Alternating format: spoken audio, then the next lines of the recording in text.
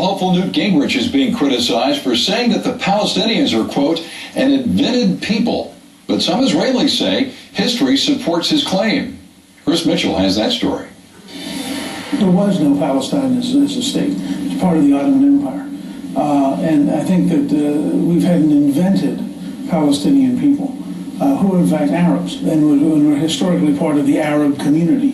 Gingrich's comments during an interview on the Jewish channel drew fire from the Arab League, Palestinians, news media, and other political contenders. And shows how ignorant he is on the history of the Middle East and the Palestinian people.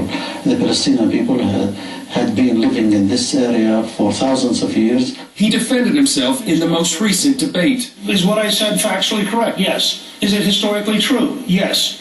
One Israeli official says Gingrich has his facts straight. He is right about the Palestinian entity.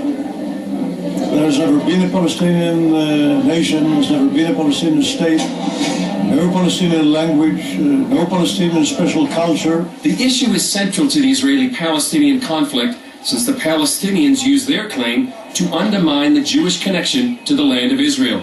The ancient Romans first called the area Syria Palestina in 135 AD. They wanted to wipe out any Jewish claim to the land after they had killed or driven out most of the Jewish population. Later, the Ottoman Turks called the land Palestine. Palestine and Jordan were bureaucratic names the Ottoman used to specify their administration with no national roots whatsoever. But Palestinian affairs expert Pinkas Inbari says there never was a Palestinian people. The Palestinians are Arabs who came to Palestine from all around. Some of them came from Egypt. They are called Masawa or Masri. Some of them came from the Horan, from Syria of today. In fact, 70 years ago, before Israel's independence in 1948, it was Jews, not Arabs, who were known as Palestinians, as reflected in the famous movie Exodus. Ben-Ami is one of the Palestinians who run this camp. The Arabs did not identify themselves those days as Palestinians. The Palestinians were the Zionists. Chris Mitchell, CBN News, Jerusalem. It's an interesting question, Pat, and the fact is that nowhere on this globe have map makers been more busy than in the Middle East.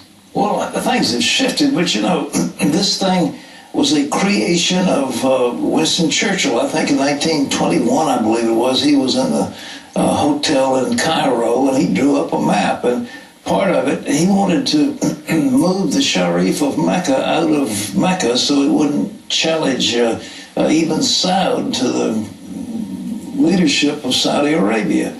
And so he brought this fellow named Abdullah and put him in charge of Jordan, but he called it Transjordan, and he had a big map that included what we call the West Bank and part of what's now Israel, and that was Transjordan. And then he moved another cousin or brother up into what they called the Euphrates, Mesopotamia, which now became Iraq, and that was another one of the people that were put in position by Winston Churchill, 1921. Yes, it's an invented, but there were no Palestinian people. There was no Palestinian language.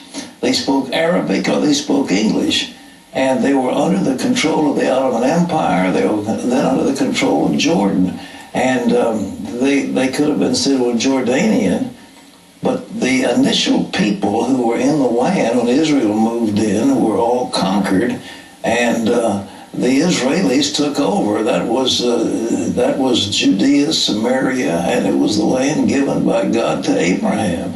So Newt's right. People just hate history. I mean, I say things about history and people just freak out because they have no knowledge of history. Congratulations, Newt. You're telling it like it is, and it's true. Lee?